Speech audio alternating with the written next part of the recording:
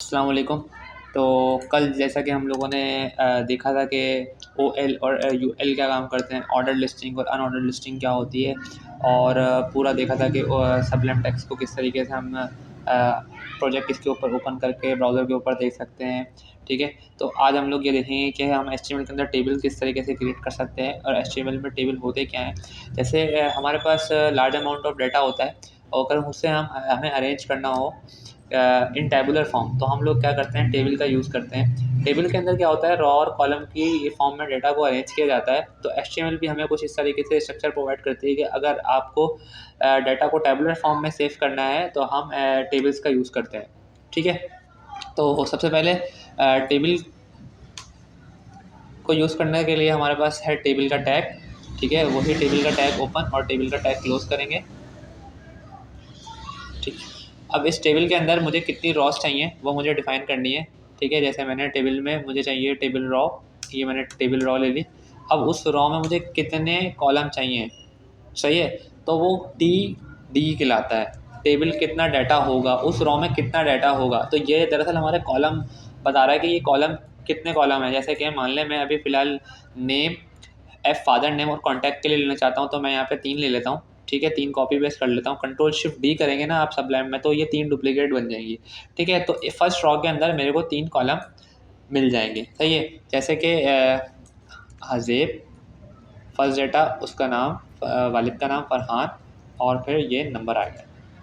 ठीक है, जैसे कि मैंने यहाँ पे डाल दिया। ठीक है, इस तरीके से मैं क्या करूँगा, दूसरी रॉ क्रिएट करूँगा और दूसरी रॉ में दे दूँगा टेस्ट पाकिस्तान और कोई भी नंबर चेंज कर दूँगा। इसी तरीके से मैं कोई तीसरी रॉ क्रिएट करूँगा। जितनी मुझे रॉस चाहिए मैं अपने टेबल के अंदर बना सकता हूँ।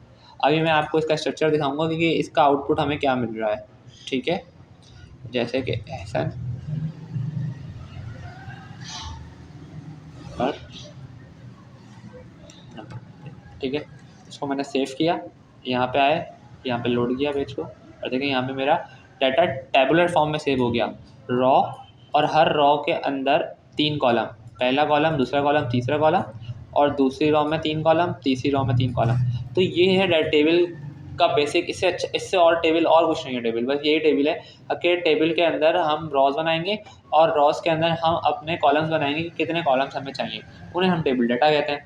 ठीक है, अब देखें यहाँ पे मैंने टेबल्स की वैल्यूज़, टेबल्स तो डाल दिया, पर ये अज़ेब क्या है, फ़रहान क्या है, नंबर क्या है, तो मुझे यहाँ पे बताना पड़ेगा ना कि ये नेम है, ये फादर नेम है और ये फ़ोन नंबर है। तो मैं यहाँ क्या करूँगा, एक टेबल की रॉ और क्रिएट कर लूँगा। फर्स्टली सबसे पहले एक टेबल की रॉ क्रिएट होगी जिसके अंदर मैं बोल दूँगा नेम, ठीक है, फादर नेम, और यहाँ पे फ़ोन दे दूँगा।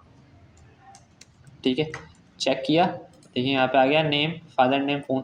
पर देखें अब ये नीचे वाले मेरे डाटा से मैच कर रही है, इससे आइडेंटिफाई नहीं हो रहा कि कौन सा डाटा है, कौन सी हेडिंग है। तो एचटीएमएल कहता है कि अगर आपको अपने टेबल के अंदर हेडिंग्स लिखनी ना, तो आप टेबल डाटा की जगह क्या करें, ठीक है, टेबल हेडिंग्स का इस्तेमाल कर लें। ठीक है, तो मैं इसको क्या करूँगा, टेबल हेडिंग कर लूँगा, शिफ्ट के साथ सारा सेलेक्ट कर लेता हूँ, और यहाँ पर मैंने क्या करा, TH लगा दिया। TH से क्या होगा, टेबल हेडिंग, या यहाँ पे आइडेंटिफाई हो जाएगा कि हाँ यार ये कोई हेडिंग है और उसका ये सब डाटा है नीचे, नेम, फादर नेम। अब ये और क्लियर हो गया।